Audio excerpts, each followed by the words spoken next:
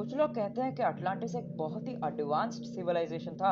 वहाँ काफी सारे प्रीशियस स्टोन्स थे, बहुत ज्यादा गोल्ड था।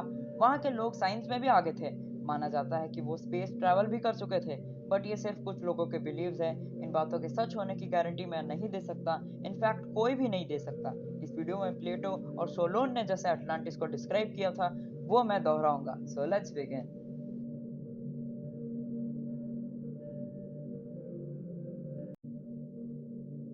Atlantis the island of Atlas को प्लेटो एक एथियन फिलोसोफर ने टिमियस और क्रिटियास नाम के बुक्स में मेंशन किया था। प्लेटो ने अटलांटिस की स्टोरी 360 बीसी में कही थी। प्लेटो ने क्रिटियास नाम के एक बुक में लिखा है कि उन्होंने ये स्टोरी अपने ग्रैंडफादर से सुनी थी, और उनके ग्रैंडफादर ने किसी एथियन स्टेट्समैन सोलोन से सुनी थी, जो प्लेटो के टाइम से 300 साल पहले थे। और सोलोन ने यह स्टोरी किसी एंशियंट इजिप्शियन प्रीस्ट से सुनी थी। अटलांटिस नाम का ये शहर प्लेटो के टाइम से 9000 साल पहले था, और प्लेटो को ये स्टोरी बताकर 2300 साल हो चुके हैं। इसका मतलब अटलांटिस आज से 11300 साल पहले था। वैसे प्लेटो ने हमें ये भी बताया है कि सोलोन ने 590 और 580 बीसी में इजिप्ट विजिट किया था, जहां उन्हें टेम्पल ऑफ अथीना, जो कि city of size Nile delta में है, वहां के इजिप्शियन हाईएस्ट प्रीस्ट, जिसे सोंचिस कहा जाता था, उन्होंने बताया कि कैसे 9000 साल पहले अटलांटिस नाम का एक देश यूरोप और एशिया से लड़ा था। प्लेटो के हिसाब से अटलांटिस अटलांटिक ओशन में एक छोटा सा आइलैंड था, जो पिलर्स ऑफ हरक्यूलिस के आगे था और डिस्ट्रिक्ट गैडीरोन की तरफ फेस करता था। पर मैं जब इस टॉपिक के लिए रिसर्च कर रहा था, तो किसी आर्टिकल के नीचे एक रिसर्चर ने कमेंट किया था कि उनके एविडेंस के हिसाब से अटलांटिस का location latitude 26 degree 18 minute 44.56 second है, और लॉन्गिट्यूड 70 डिग्री 23 मिनट 49.68 सेकंड्स है। एक और स्टोरी जस्ट मुझे याद आई अटलांटिस से रिलेटेड कि कुछ लोग कहते हैं कि अटलांटिस में पोसाइडन का मंदिर था। पोसाइडन सी, स्टॉर्म्स और अर्थक्वेक्स के देवता थे, गॉड थे। साथ ही कुछ लोग जो इसे ग्रीक माइथोलॉजी से जोड़ने का कोशिश कर रहे हैं, उनके हिसाब से जब एथियंस बहुत ज़्यादा ग्रीडी हो गए थे, जब उन्होंने इजिप्ट, यूरोप और तेहरीनिया के कुछ पार्ट्स कॉन्कर कर लिए थे और वहाँ के लोगों को स्लेव्स की तरह ट्रीट करने लगे थे, तब ज़्यूस ने उन लोगों को सजा देने के लिए उस शहर को सुनामी के थ्रू डिस्ट्रॉय कर दिया था। तो अब मैं आपको प्लेटो के ही वर्ड से अटलांटिस को और ज़्यादा डिस्क्राइब करूंगा। For the ocean there was at the time navigable, for in front of the mouth, which you Greeks call the Pillar of Hercules, there lay an island which was larger than Libya and Asia together.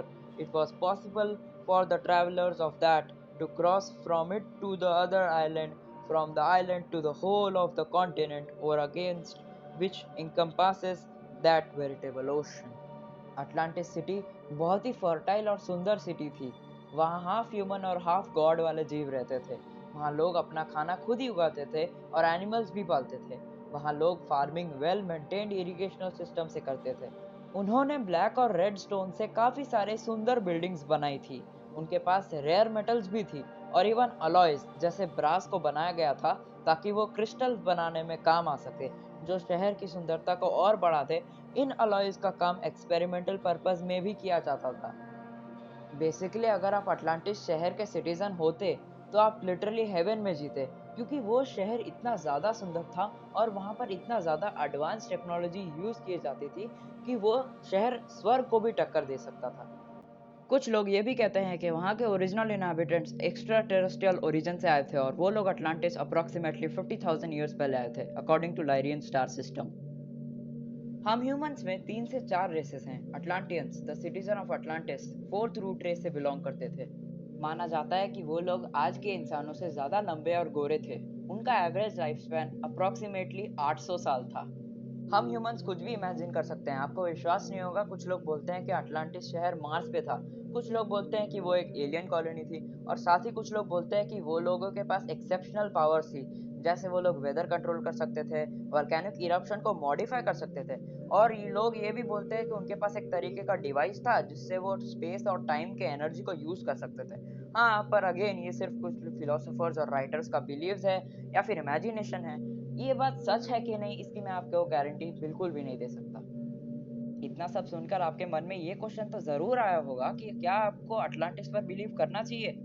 लेकिन कुछ लोग बोलते हैं कि Atlantis महज एक imaginary story है, और मेरे हिसाब से प्लाटो या जिन्होंने भी प्लाटो को ये स्टोरी बताया होगा, वो कहना चाहते थे कि अगर ह्यूमन साइंस एंड टेक्नोलॉजी पे ज़्यादा फोकस करें rather than fighting wars and all, तो ह्यूमंस अटलांटियंस की तरह डेवलप हो पाएंगे। और हाँ, ये वॉर्स वाला बात मेरा इमेजिनेशन है अटलांटिस से। अब आता है कहानी में ट्विस्ट। रॉबर्ट बाराल्ड, जिन्हें इस स्टोरी में एक हिडन लॉजिक दिखता है, उनका मानना है कि जो volcanic eruption island of Santorini Greece के पास है, वो इस स्टोरी से कनेक्टेड है। इग्नाशियस डॉलोनी, जो अटलांटिस सिटी के एग्जिस्टेंस और डिसअपीयरेंस को कंफर्म करते हैं और ये मानते हैं कि वो सिटी उसी लोकेशन पे था जो प्लेटो ने पहले मेंशन किया था।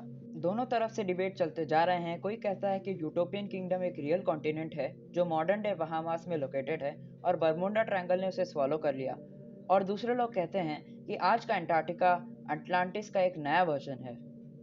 मीनवाइल जेम्स रॉम, जो एक प्रोफेसर है बार्ड कॉलेज में, उनका कहना है कि प्लेटो ने खुद ही एक इमेजिनरी स्टोरी बनाई जो एक आइडल सिविलाइजेशन का एग्जाम्पल देता है। सो लेट्स कंक्लूड, अटलांटिस के बारे में जितना भी इंफॉर्मेशन है सब कुछ इमेजिनेशन है, पर कभी कभी पानी के नीचे कुछ अलग पत्थर मिल जाते हैं जो हमें अटलांटिस की स्टोरी को सच बताते हैं। अब मैं तो इस बारे में बहुत ज्यादा कंफ्यूज हूँ। आपको क्या लगता है, सही में अटलांटिस जैसा कोई चीज एग्जिस्ट करता होगा?